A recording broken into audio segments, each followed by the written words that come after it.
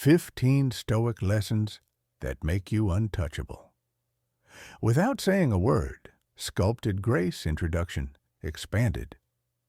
The day you went quiet, something shifted.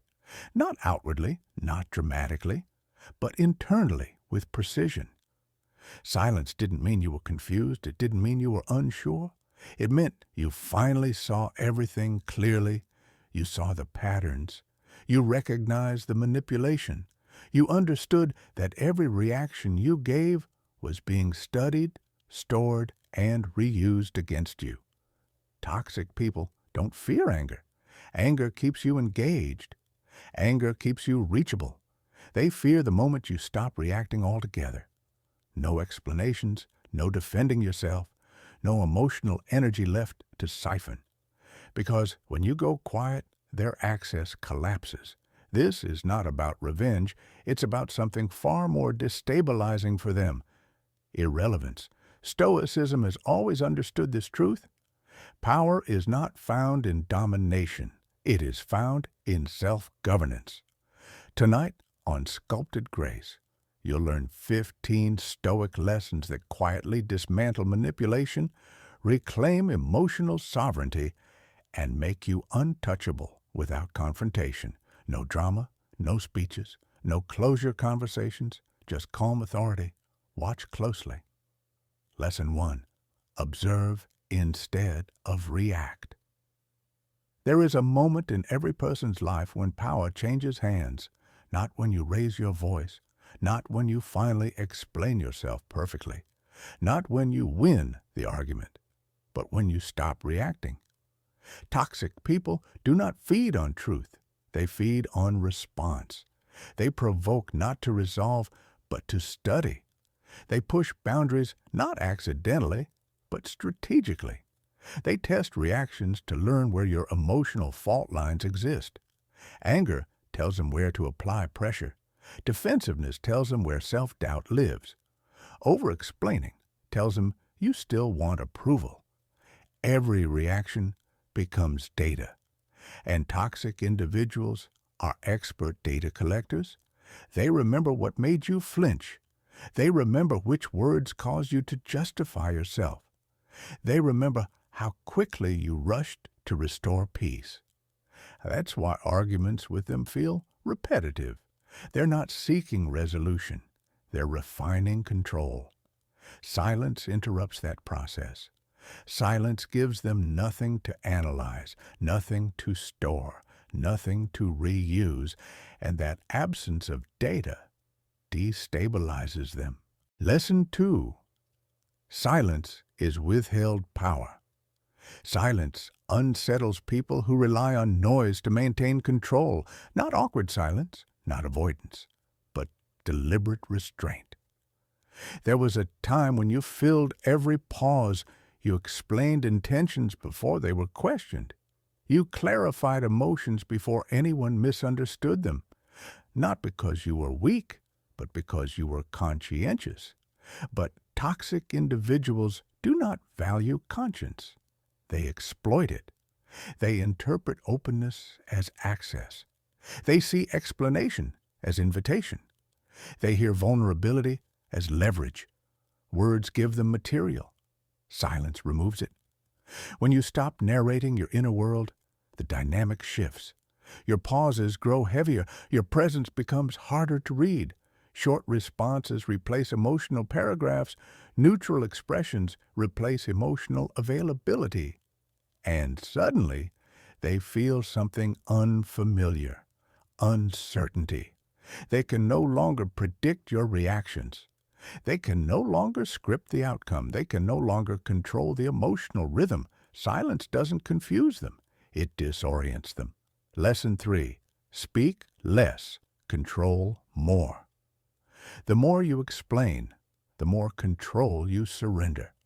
Over-explaining feels responsible. It feels mature. It feels like you're preventing conflict.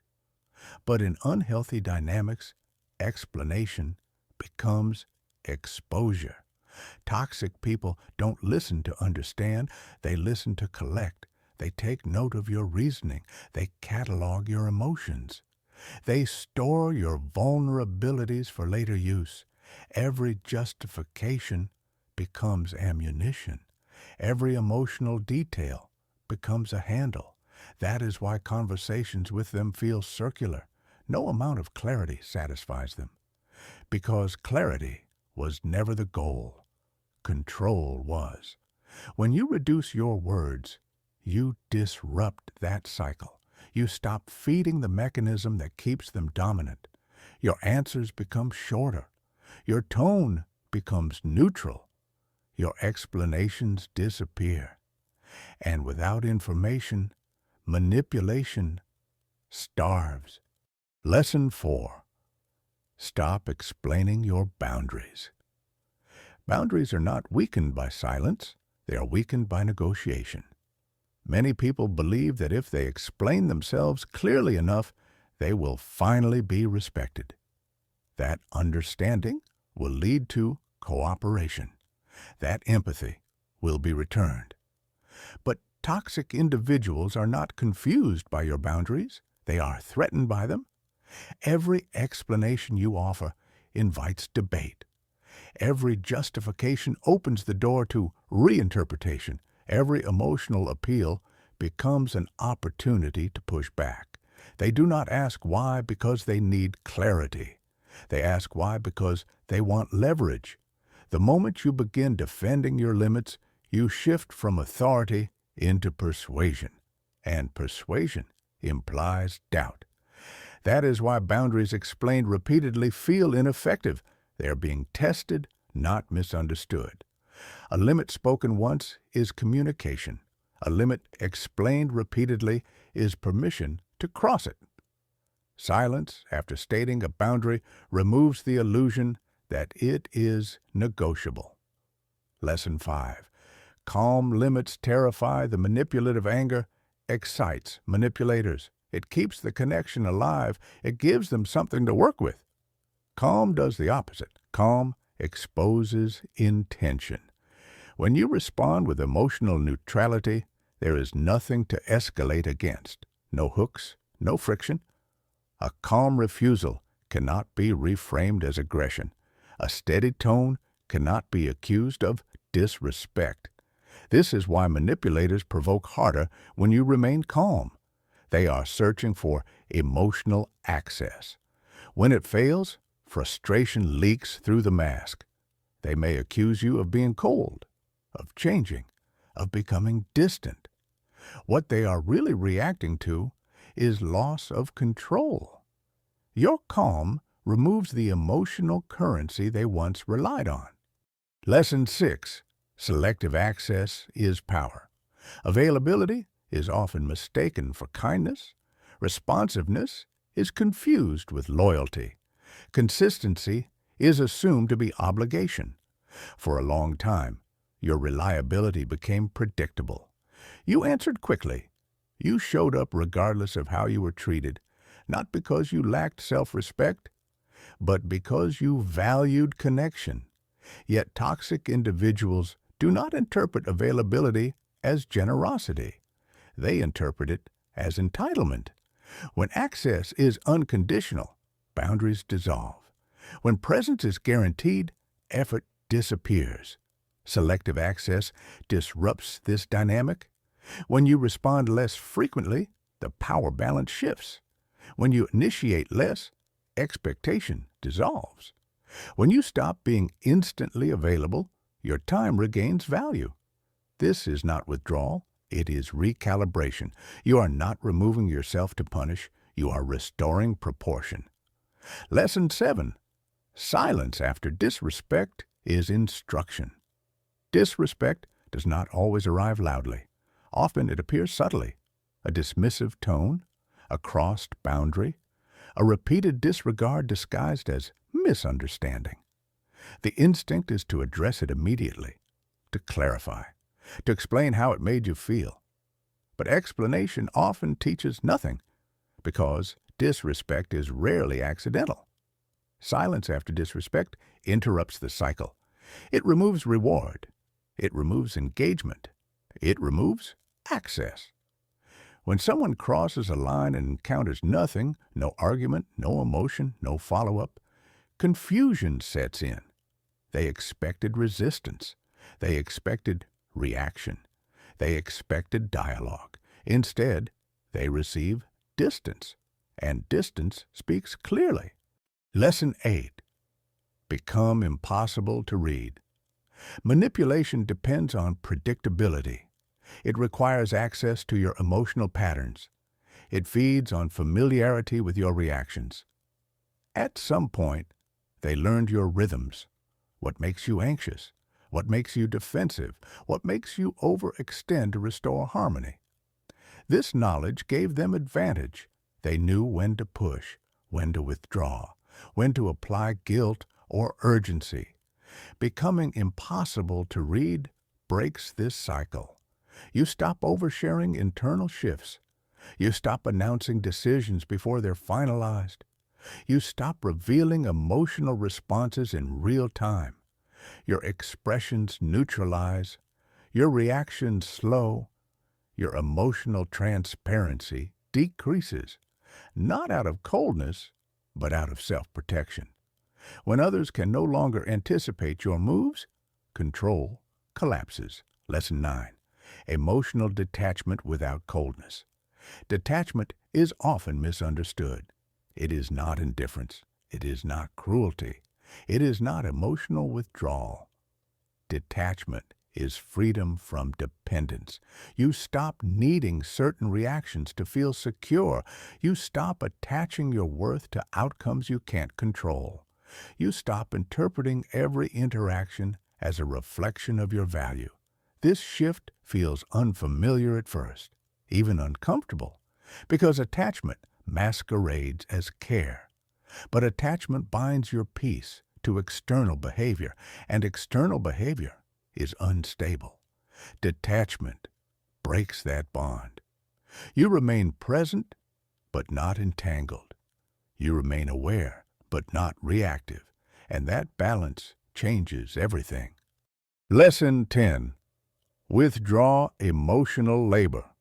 Emotional labor is invisible, but exhausting. It is the constant effort to regulate, soothe, explain, anticipate, and absorb. For a long time, you may have carried this burden quietly. You managed moods. You prevented conflict. You softened truths to protect others from discomfort. It felt like responsibility. It felt like maturity. But over time, it became exploitation. Toxic people grow dependent on emotional labor. They expect you to stabilize situations.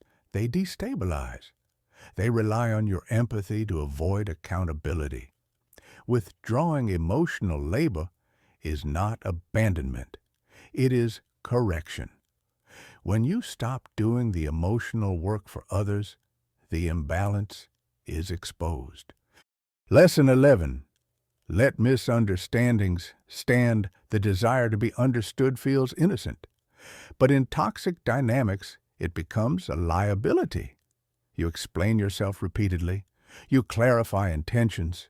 You correct assumptions. Not because the truth is unclear, but because being misjudged feels threatening. Toxic people exploit this need. They provoke misunderstanding to draw you into defense. They twist narratives to pull explanations from you. Each clarification gives them more information. Each defense drains your energy. At some point, you realize something essential. People who want to understand you don't need persuasion. People who don't will never be convinced. Letting misunderstanding stand removes the trap. Lesson 12. Stop seeking closure from those who cause the wound. Closure is often misunderstood as healing. In reality, it is frequently a delay. You wait for explanations. You hope for accountability. You expect acknowledgement of harm. But toxic people rarely provide closure. They deny, they deflect, they rewrite history. And while you wait, you remain emotionally tethered. The need for closure keeps the wound open. It places your healing in someone else's hands.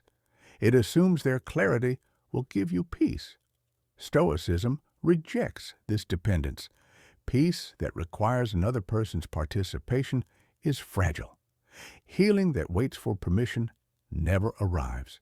The moment you stop seeking closure externally, the grip loosens. Lesson 13. Release the need to win the narrative. There is a hidden exhaustion in trying to be seen correctly. You want the story told fairly. You want others to know your side. You want the truth to be acknowledged. But toxic dynamics distort narratives by design. They frame themselves as victims. They minimize your experience. They recruit external validation. Trying to win the narrative keeps you engaged in their game. Stoicism teaches disengagement from illusions of control. You cannot manage what others believe. You cannot police every version of the story. And attempting to do so ties your peace to rumor. Letting go of narrative control is liberation. Lesson 14. Let action replace explanation. There comes a point where words stop working, not because you lack clarity, but because clarity is no longer the issue. You have explained yourself before. You have articulated your boundaries. You have expressed your values. And yet, behavior did not change. This is the moment Stoicism addresses directly. Excessive explanation weakens authority. It teaches others that your limits are negotiable. It suggests uncertainty where none exists. Action ends discussion. When you stop explaining and begin acting, the message becomes undeniable. Distance communicates more than paragraphs ever could.